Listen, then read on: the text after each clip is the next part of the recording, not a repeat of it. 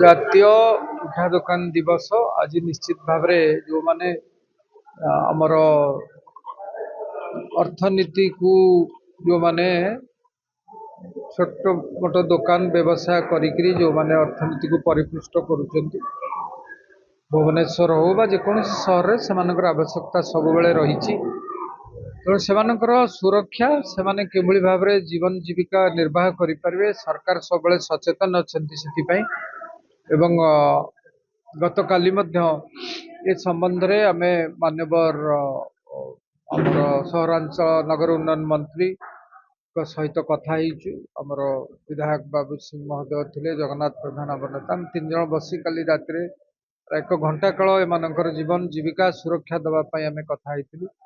କିନ୍ତୁ ବେଳେ ବେଳେ ବି ଦୁର୍ଘଟଣା ହେଉଛି, ଯେମିତି ଆଜି ଭୋରରୁ 1 ନମ୍ବର ହାଟରେ ଯେମିତି ଦୁର୍ଘଟଣା ହେଇଛି। ତେଣୁ ତାକୁ ଆଖି ଆଗରେ ରଖି କେଉଁଭଳି ଭାବରେ ସେମାନଙ୍କୁ ସୁରକ୍ଷା ଦେଇହେବ, ସେମାନଙ୍କୁ ଯେଉଁଠୁ ରାସ୍ତା ହଉ ବା ଅନ୍ୟାନ୍ୟ ଉନ୍ନତିମୂଳକ କାର୍ଯ୍ୟକ୍ରମ ପାଇଁ ଯେତେବେଳେ ଉଚ୍ଛେଦ ହେଉଛି ସେମାନଙ୍କୁ ମଧ୍ୟ ତାର କେଉଁଭଳି ଭାବେ ବିକଳ୍ପ ଦେଇହେବ ସେଥିପାଇଁ ମଧ୍ୟ ସରକାରଙ୍କ ସହିତ ଆଲୋଚନା ହେଇଛି। ସେମାନେ ରହିବେ, ସେମାନଙ୍କର ଆବଶ୍ୟକତା ସହରରେ ରହିଛି, କିନ୍ତୁ ସହରର କ୍ରମବର୍ଦ୍ଧିଷ୍ଟୁ ଲୋକ ସଂଖ୍ୟା ଏବଂ ତାର ଉନ୍ନତିକୁ ଆଖି ଆଗରେ ରଖି ସରକାର ବିଭିନ୍ନ ପ୍ରକାର ନିଷ୍ପତ୍ତି ବି ନେଉଛନ୍ତି। କିନ୍ତୁ ସେମାନଙ୍କର ଉଠା ଦୋକାନୀ ଭାଇ ଭଉଣୀମାନଙ୍କର ସ୍ୱାର୍ଥ କେମିତି ବ୍ୟାହତ ନ ହେବ ସରକାର ସର୍ବଦା ସଚେତନ ଅଛନ୍ତି।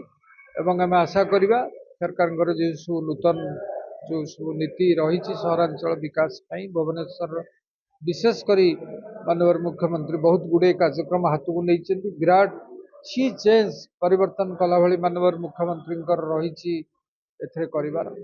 ଖୁବ୍ କମ୍ ଦିନ ତଳେ 20 କୋଟି ଟଙ୍କା ପାଣି ଏବଂ ଫାୟାର ସେଫ୍ଟି ପାଇଁ ମଧ୍ୟ ପ୍ରଦାନ କରାଯାଇଛି। ଆହୁରି ଆଗକୁ ନିଶ୍ଚିତ ଭାବରେ ଅଧିକ ଖର୍ଚ୍ଚ କରି ସହରର ବିକାଶ ହେବ, ଉଠା ଦୋକାନୀମାନେ ବି ରହିବେ, ସମାନ୍ତରାଳ ଭାବରେ ସେମାନଙ୍କର କେମିତି ଜୀବନ ଜୀବିକା ବ୍ୟାହତ ନ ହେବ ସରକାର ସଚେତନ ଅଛନ୍ତି।